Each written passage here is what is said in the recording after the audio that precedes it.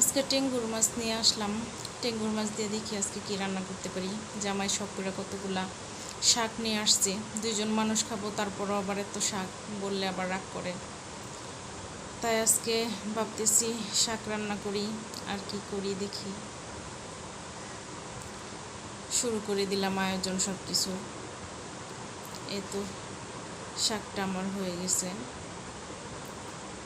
ভর্তা বানাবো, ভর্তার জন্য পাগল, সেজন্য ভাবলাম যে একটু লাউ পাতা ভর্তা করে দেই। আবার টেংরু মাছ দিয়ে আবার ডাটা তরকারি রান্না করব, সেজন্য সব কিছুই গুছিয়ে নিলাম।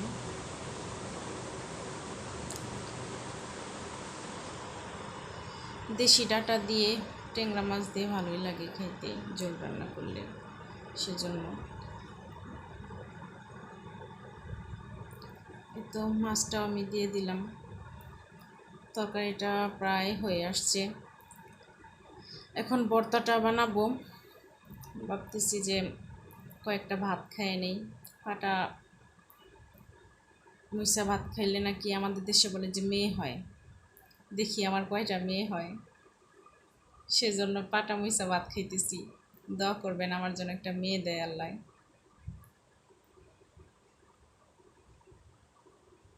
দেখি কয়টা মেয়ে হয় আমার।